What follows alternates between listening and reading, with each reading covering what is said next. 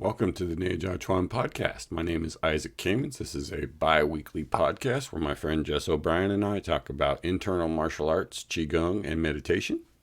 This week we take a little departure from our normal topic of Qigong and martial arts, and we talk about the cultural influence of the Boxer Rebellion on martial arts at the turn of the 20th century. We discussed the participation of a couple of Bagua masters in the Boxer Rebellion, specifically Yin Fu and Chen Tinghua. That comes from an article by Frank Allen, who we just recently interviewed, which will be out on our Patreon soon. So if you want to check that out, you should join our Patreon. Then we talk about the third swing and just some general stuff about that, how to protect your knees, how to stay aligned as you swing. There's a couple things about this episode. At one point, Jess makes a comment that was recorded before 1/6, so it wasn't based on any fact at that time, but seems to be fairly appropriate for the times we're in. And the audio cuts off at the very end, so we lost the last minute or so, but you didn't miss anything. It was just Jess and I saying goodbye to each other. That was a problem with the recording, so nothing we can do there. Okay, hope you enjoy the episode, and thanks for listening. Take care.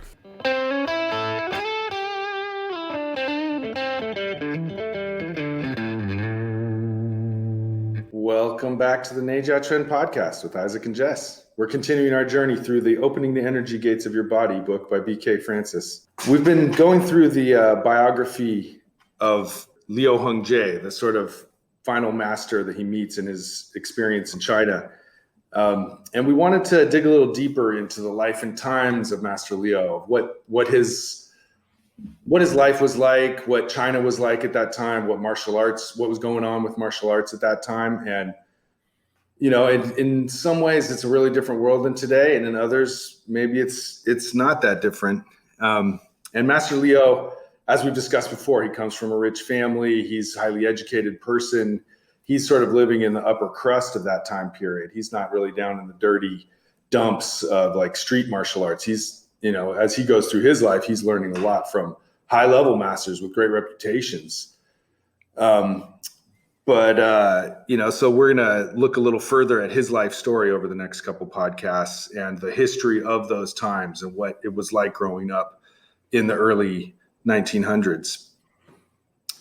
So since Liu Hongjie's birth takes place in 1903, so we thought we could look a little closer at the Boxer Uprising that takes place in 1900.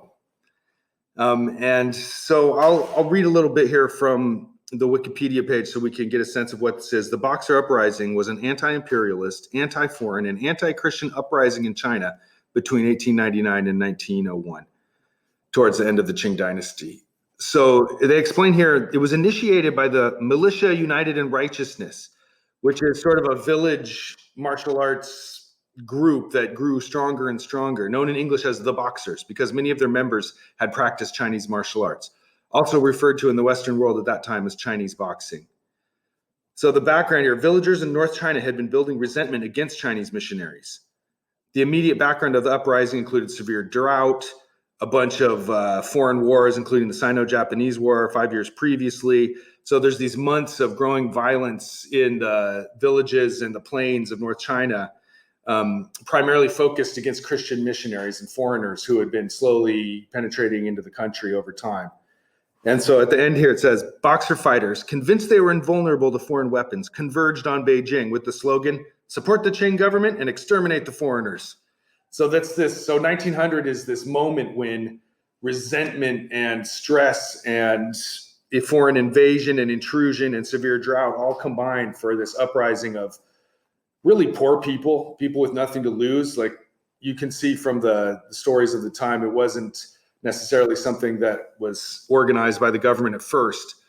It was this popular uprising that was meant to drive the foreigners out and return China to its previous ways. Yeah, I mean, it's a pretty standard formula for uprising, right? You have some sort of natural disaster. You have a government that's not doing much to... Right. He couldn't care less about you. And who's the easiest target to go after, right? It's foreigners. Yeah. It happens repeatedly throughout history. Right. And relevant to our stuff is that there was this element of Taoism and martial arts involved in it. And I heard one sort of description of a guy who was basically, he's down on his luck, so he went and he joined one of these groups, and essentially it was a quick ceremony, a little blessing, a little this, little of that. They give you a spear, and they tell you you're invulnerable to bullets and send you on your way. Off you go. Yeah, and like the whole thing takes like less than an hour, right? Oh, no. And so it was I think it was just a way of recruiting people. You get someone up there doing fancy martial arts stuff and maybe doing some sort of qigong trick, like a sword, whenever they take a sword shot to the belly or something, or even in those days they did it where they'd wear like a thick leather shirt, and then they'd shoot a inch wide musket at them, and that would stop it, and so they'd say they were invulnerable to bullets, and it's like, well, yeah, you might be able to stop one. Stopping one coming at you from the front is very different than stopping 20 that are coming at you from all angles, Right. So. No.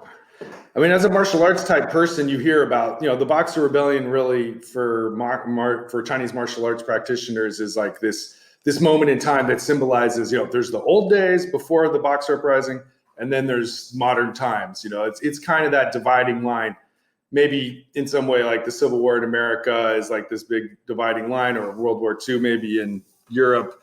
Boxer Uprising is, well, maybe not as significant as those, but it really, it's the timeline differentiation right there. Well, and it's also where you get like certain people coming out of it saying, well, I survived the Boxer Rebellion, and sort of build, like, I think the Jingwu, wasn't the Jingwu Association founded around that time? Maybe. So it was, it was part of this overcoming the stigma of being weak and, lesser than Westerners, right? It's true, right? A physical health trend builds up after that time, including right. So that it was like a reaction to this Boxer defeat, Because really, it's a moment of self-reflection for martial arts. Because up until that point, firearms aren't that common in the hinterlands. They're something that only the elite have. So martial arts is continuing on its merry way since ancient times up until that moment. And the illusion of invulnerability and that sort of moment of like, oh my God, that we counted on this and it really doesn't. It's not able to stand up to the foreigners. That's a huge blow to the kind of face and the reputation of Chinese martial arts. And one theory is that was a way of the imperial government basically deflecting the fact that they hadn't modernized their military. And instead of admitting that they had fucked up, they kind of said, well, we had faith in these boxers, and it was, blame the boxers, yeah. And they blew it, so, it wasn't our fault. Well, scrolling down this article to the end of sort of what happens, the fallout from this uprising. So the 8-nation alliance is all these foreign powers, after being initially turned back, brought 20,000 armed troops to China, defeated the imperial army, and arrived at Beijing on August 14th. Uncontrollable plunder of the capital and the surrounding countryside ensued, along with summary execution of those suspected of being boxers. So this is a total defeat. The boxers get rolled over, the imperial army gets shattered, and they're in the Forbidden City in Beijing, just absolutely looting and trashing the place. So this isn't the first time there's been an invasion that conquers Beijing, but this is sort of the last time when foreign troops just run rampant, and they're sitting. I remember reading an article with them sitting on the imperial throne and taking pictures with the Marines gathered around, and just they had the run of the place. And so all these prizes from that time, are here in the West. And it's just a moment of, imagine somebody just as a foreign country raiding the White House and just wrecking the place. It may have lost some prestige, but that would still hurt all Americans, you know. And so the Boxer Rebellion has a great impact on Liu Hongzhi's education, his experience in China. So he's born in 1903, 3 years after this traumatic moment. But still, the Qing dynasty continues. The Empress Dowager remains in power. The Chinese traditional emperor continuity since antiquities remains in place on his birth in 1903. So I wanted to look at the participation of Bagua teachers here in the Boxer Uprising. These are the teachers of Liu Hongzhi's teachers. So maybe, these are the guys who are acting during 1900, whose students then are primarily Liu Hongzhi's teacher, although some of them also survived to teach him. The first one we were going to look at is the famous Bagua master Thin Yin Fu. His nickname is Thin Yin, but Yin Fu is his name, and he was the number one student of the founder of Bagua, Neijiaquan. Liu Hongzhi ends up training with one of Yin Fu's students later on in life. So I'm drawing from the article, The Story of Thin Yin and Spectacles Cheng by Frank Allen. He published a number of places. The Yin and Yang of Baguazhang, he wrote some years back, by Frank Allen and Clarence Liu. Here's the quote. Thin Yin did not intend to participate in the Boxer Rebellion. This lack of intention evaporated when he received a summons to the palace. Upon arrival, Yin Fu was asked if his security agency would protect the Empress Dowager during her escape from the capital. This could be the most dangerous position of the campaign, but it was an offer which he couldn't refuse. The Empress Dowager had been the patron of the Boxers, but had withdrawn her support under pressure from the foreign powers. Now she was despised by one group and hated by the other. Leaders of both groups felt that their cause would be better off when the Empress Dowager was underground. Being her bodyguard was the last position in the capital that anyone wanted. But she was still the Empress, a personage that people didn't say no to. With the help of his students and guards, Yin Fu safely escorted the Empress Dowager to another palace. It was an act which was to bring him undying fame. And this job that Yin Fu pulls off, smuggling the Empress out of Beijing while the foreign powers are attacking, that makes his reputation, and indeed it makes the reputation of Baguazhang the martial art. All martial arts have their hero, right? Or their hero stories. So it helps to promote the school, right? You can say, well, we had this one guy who did this one amazing thing. And, right. Especially when it's something like that, I think it has a real impact. And so another participant in the Boxer Uprising of sorts was another of Dong Aichuan, the founder of Bagua, his students, Cheng Tinghua, whose son ends up being the teacher of Liu Hongzhi. And famous master Cheng Tinghua also got caught up in the Boxer Rebellion here. The ill-fated Boxer Rebellion was mostly ignored by the top Bagua men. Many of them had connections to the palace which precluded their involvement. Cheng Tinghua had no intentions of becoming involved in the conflict, but he was a passionate man. When returning home one afternoon, he found German troops raping and looting in his neighborhood, and he lost his temper. He calmly walked into the middle of the Germans and drew his elbow knives. These were the single-edged, forearm-length slashing weapons, which were his specialty. Chang turned into a whirlwind of edged death until the Germans retreated, leaving a dozen of their comrades lifeless in the dirt. Oozing blood from a score of wounds, with his last stand successfully over, Spectacles Chang sunk down among his defeated foes and joined them in the dust of destiny, which is a very dramatic retelling of the death of Cheng Tinghua during this Boxer Uprising, which, he was one of the most popular Bagua teachers. His school was thriving and had tons of students who went on to teach. So to this day, the Cheng style is probably the most well-known of Bagua systems, but it's also a great pity that the founder of this whole group had to die so young. Yeah, when there's in the Bagua Journal, they have a alternative story, which essentially is he was walking down the street. Some German soldiers stopped him. He got him to a little scuffle with them. He escaped, and as he was escaping, they shot him in the back. Boom. So either way, it didn't end well for old Master Cheng. And it's a real tragedy that happened. He was 52. Wow. Yeah, and he was just, he was so prolific and taught so many people and had really systemized Bagua. And so in a way, Yin Fu had this big reputation by helping the Empress, but Cheng maybe had a bigger school and had a bigger impact that way by really having an effective system. I don't think it was the particulars of the style that had anything to do with it so much as just the fact that his son and his students had a successful school, and whereas I think the Yin Fu people had a harder time developing the business side of it, so they tended to work out in smaller groups. And right, yeah, I mean, maybe by choice they were more private inside sort of group that didn't open as much to the public. Yeah, I mean, as I understand it, his best students were, one of them died and the other one didn't teach much.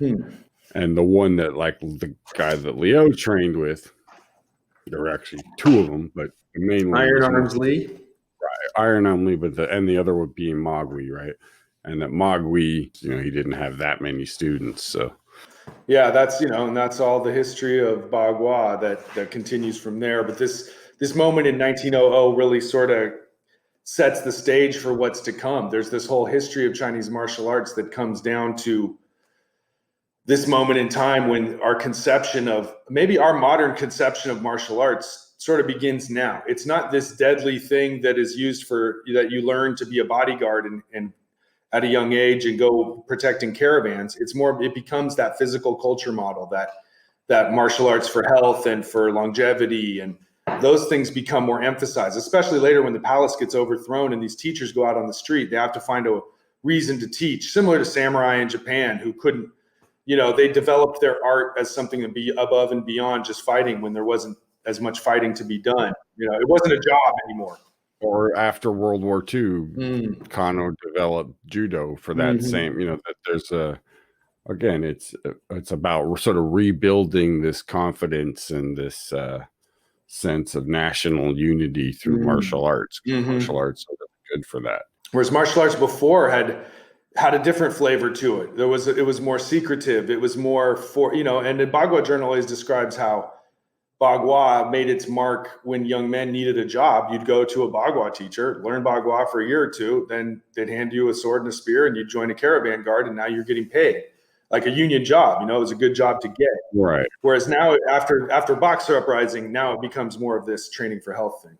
The Boxer Rebellion was the death nail for martial arts as a formal means of military, defense, right? That once guns came into the whole thing, you didn't need to spend years training someone. You could, in 20 minutes, you could show them how to do it, and they could blow you away from 15, 20 yards away, and martial arts are fairly useless from that distance. So, I think that the same thing happened in Japan and probably everywhere else that people did martial arts.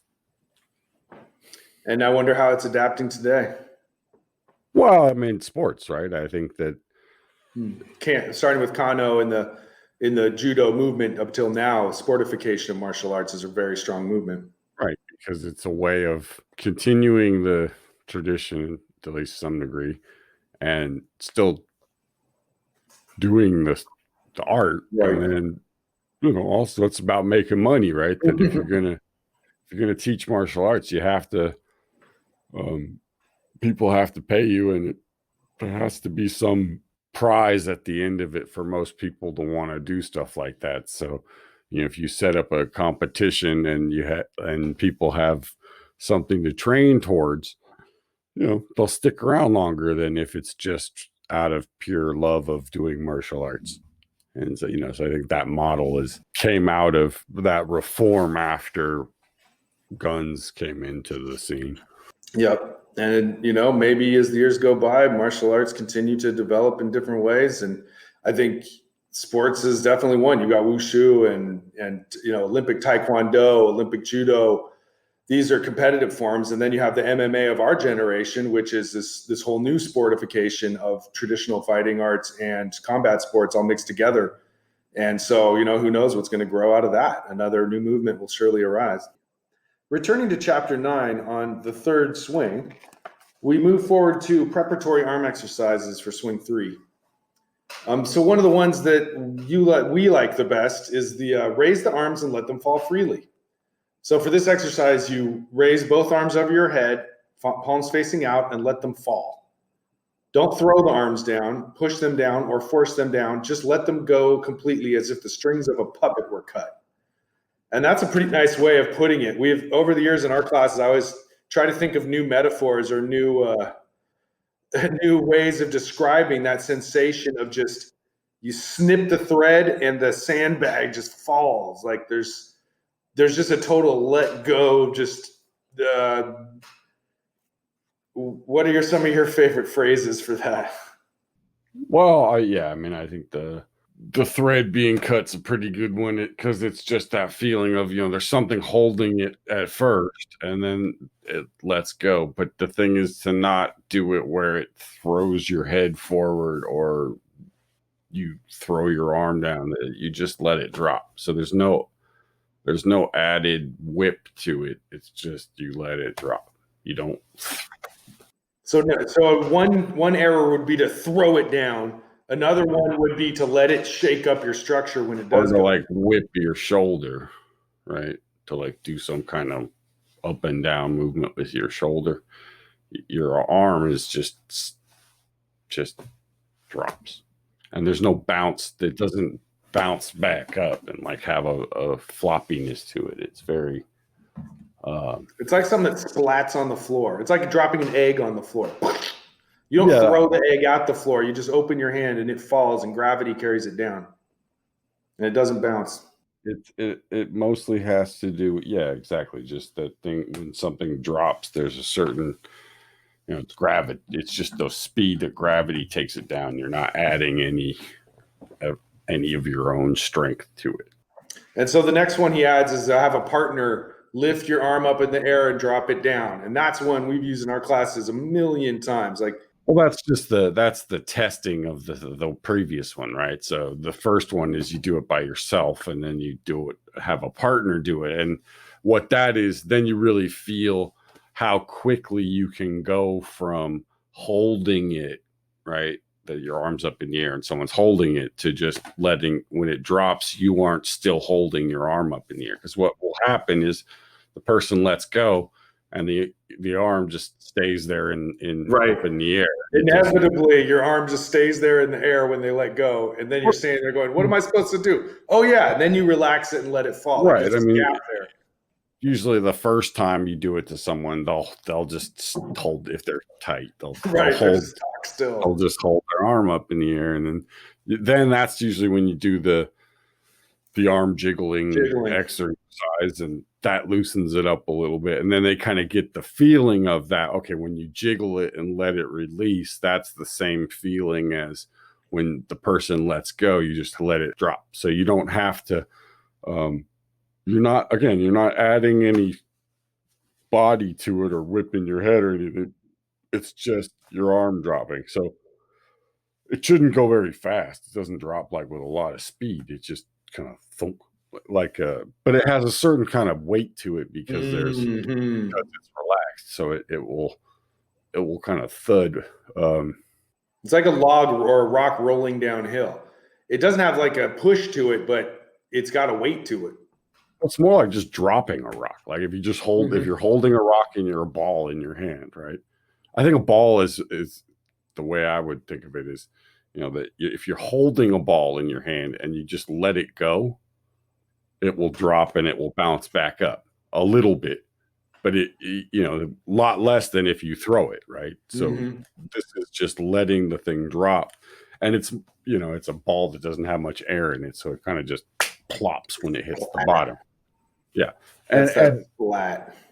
The big thing is getting the reflex or the instinct, whatever it is, to throw your arm down and to like add this sort of bicep twitch to it, and not just use the rotating of the shoulder and let your shoulder relax. The hardest part of this whole thing is to do it without adding that sort of shoulder arm strength. So the stuff with just twisting the arm, the stuff with letting the arm swing like this, that's just to get you out of having that sense that you need to hold your arm and clench it. And so I want to talk a little bit more about this because, in this martial arts school, loose, soft power is emphasized.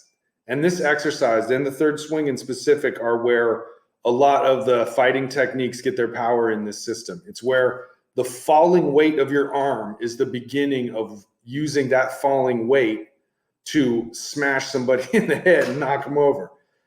Why is this move so damn important to getting that sense of whole body unified yet loose and relaxed power? It's the spring, right? It's the a fundamental principle of all, like I say, of all internal martial arts is that it doesn't necessarily have to be like soft and squishy, but there's no tension in it, right? So relax. And this third swing is that sort of thing where your arms are relaxed, but they're not floppy, right? They're not limp. There's something in your arm as it drops, but you're not putting it in your arm. It's that as it swings, it's like water. It's like water in a balloon, right? As you swing it, it moves out to the end. So you get this flow out into your arms, which makes them sort of these big, heavy meat sacks that have a lot of womp. Yeah, exactly. Well, I wanted to throw in a thought, like, if your arms are really, really loose and to some degree soft, and they're not containing a lot of tension, the only way to give them strength is to use your legs and your body to power those arms. So you hear a lot about that kind of thing in internal martial arts. And here you are in the third swing, you're purposefully taking all the strength, all the tightness, all the tension out of your arms. Now you kind of have no choice but to use the core of your body to swing it through space. And in the same sense of say a log is flying through the air, it only weighs 5 or 6 pounds. If a log flies through the air and clocks you in the head, that can hurt really bad. Well, the same way, your body causes this loose arm to swing. When it makes impact, there's just a real thunk that comes with that, ever since we've been working together, I've been working on, and just feeling that firsthand. It's just totally deflating. It's fast. It's adaptive. You don't have to rechamber after you swing it. There's all these benefits that come from getting this kind of whipping. It's got structure, but it's not tight. That comes from this third swing. Well, there's whole martial arts basically that's what they're built on, is that type of arm swinging type motions where. You mean like Yoeja Sancha? Yeah, or like Dongbei and Eight Drunken Immortals. I mean, all of these things where your arms are fairly whippy and loose, right? But they're not soft when they hit you. I mean, it's anything but soft. It's relaxed, but that's not the same. You know what I mean? It's not soft like Tai Chi. It has a certain. Now, when you're doing the swings, it is soft like Tai Chi, right? The swings are just you're not hitting anything, so there's no power in your arm. But what you want is that. We've talked about the sloshing before, right? This movement of blood and fluid inside your body.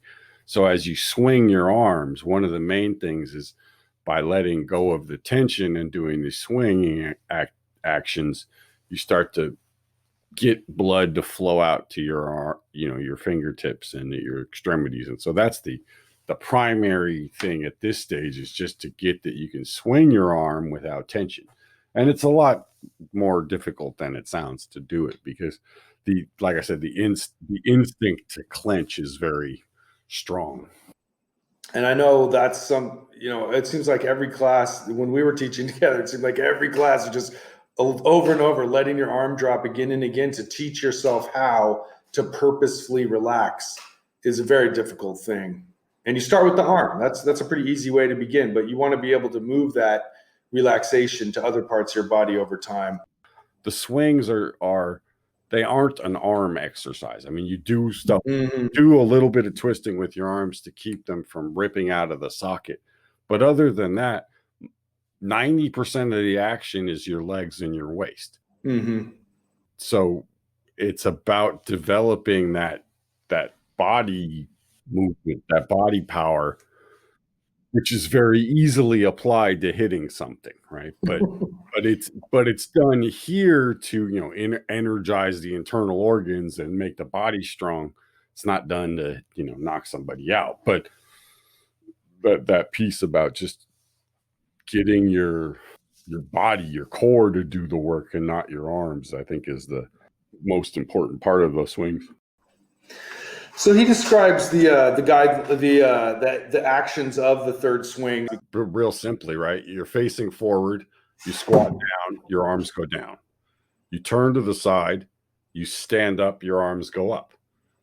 You still facing the side, let your arms come down. You turn back to the middle and your arms come up again. As you stand back up.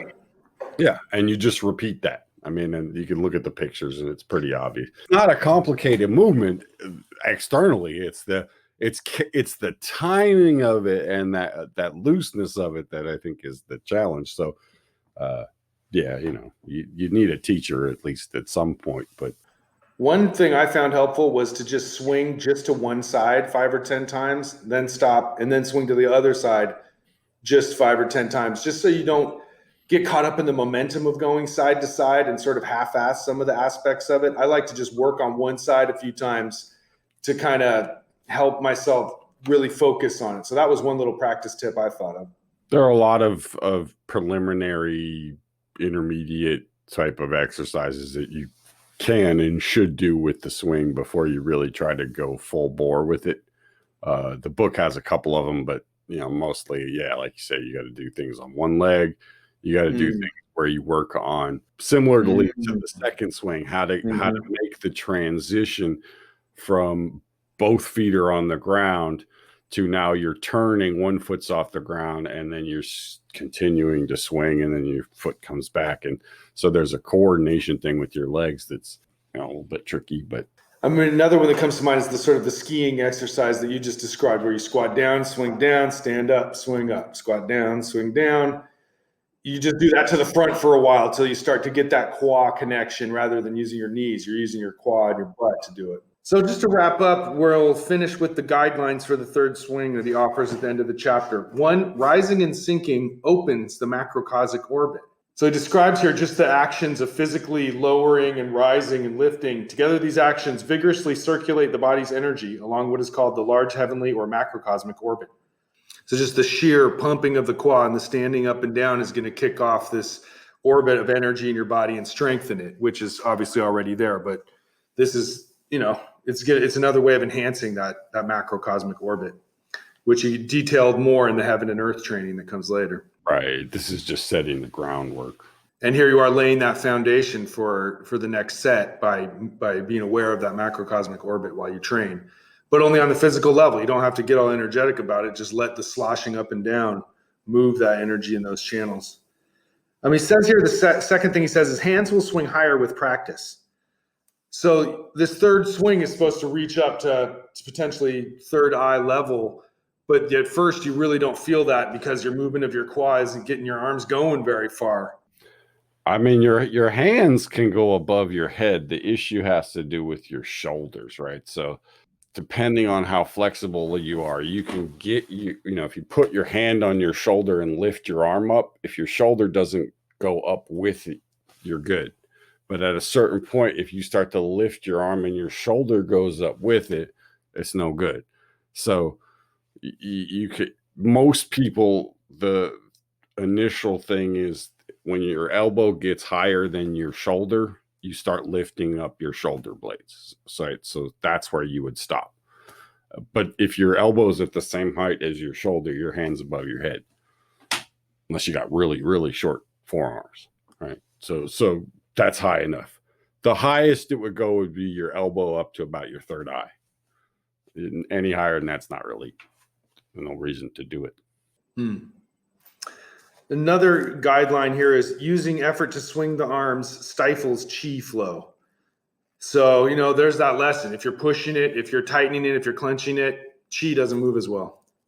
I mean, the one thing I'll say about the swings is if you're doing it big at first, you're doing it wrong. That no matter how good you think you are, your swing at first is going to be a lot smaller than you think it should be. It's just the nature of this thing. It takes a few swings to get the momentum going, right? And it doesn't just happen that your arms are all of a sudden above your head.